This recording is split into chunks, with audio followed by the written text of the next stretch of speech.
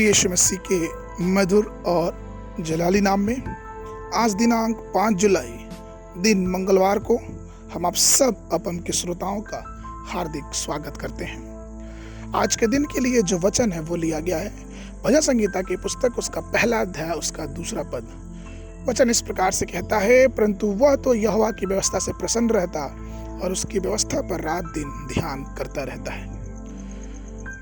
इस पद में हम ये देखते हैं कि धन्य जीवन के बारे में बताया गया है। हमारे प्रभु यीशु मसीह ने पहाड़ी उपदेश में भी कई प्रकार के धन्य लोगों का उल्लेख किया और इस पद में दाऊद अपने धन्य जीवन के रहस्य को प्रकट करता है।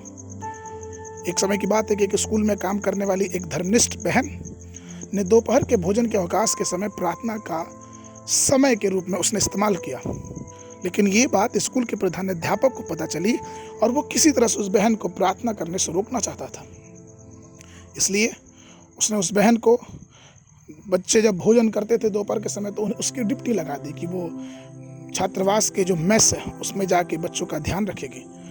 ऐसा करने से उस बहन का जो प्रार्थना का समय था वो उसको नहीं मिल पा रहा था, लेकिन फिर भी उसने अपने प्रार्थना के समय को बदलने का फैसला किया और उसने क्या किया कि वो हर समय, जहाँ वो भोजन के समय सिर्फ प्रार्थना करती थी, अब वो हर समय परमेश्वर की स्तुति करती थी, क्योंकि भजन संगीता की पुस्तक उसके 46 और उसके 10 पद में लिखा है कि चुप हो जाओ और जान लो कि मैं ईश्वर हूँ, मैं जातियों में महान हूँ और मैं पृथ्वी भर में महान हूँ। और फिर वो स्त्री हर समय, दिन हो या रात हो, वो हर समय परमेश्वर के वचन को, परमेश्वर से प्रार्थना करती रहती। हमारा भी जीवन प्रियो आध्यात्मिक गीतों से, आध्यात्मिक वचनों से, स्तुति महिमा से भरा रहना चाहिए। जब हम यात्रा करें, जब हम कहीं जाएं, कहीं उठे बैठे, हर जगह परमेश्वर को धन्य कहें, चाहे दिन हो या रात हो, परमेश्वर की व्यवस्था की बातों पे ध्यान लगाए रहें।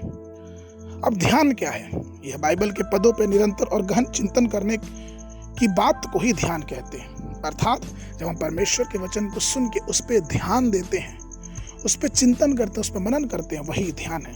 जब उसके वचन को गहराई से सोचते हैं। कई बार ऐसा होता है कि आमतौर पे हम चीज़ों को बहुत ऊपर से समझने की कोशिश करते हैं, लेकिन ऐसा नहीं है। जब तक हम और आप चीज़ों को अंदर से नहीं समझेंगे, गहराई से नहीं समझेंगे, तब तक हम उसकी बातों का शब्दार्थ रूप से, सच रूप से तात्पर्य नहीं निकाल सकते। पवित्र शास्त्र की पुस्तक यहोशू की पुस्तक उसका पहला अध्याय 8 पद में वचन कहता है, व्यवस्था की यह पुस्तक तेरे चित्त से कभी ना उतरने पाए, इसी से दिन रात ध्यान दे रहना, इसलिए कि जो कुछ उसमें लिखा है उसके अनुसार करने की तू चौकसी करे, क्योंकि ऐसा ही करने से तेरे सब काम सफल होंगे और तू प्रभावशाली होगा।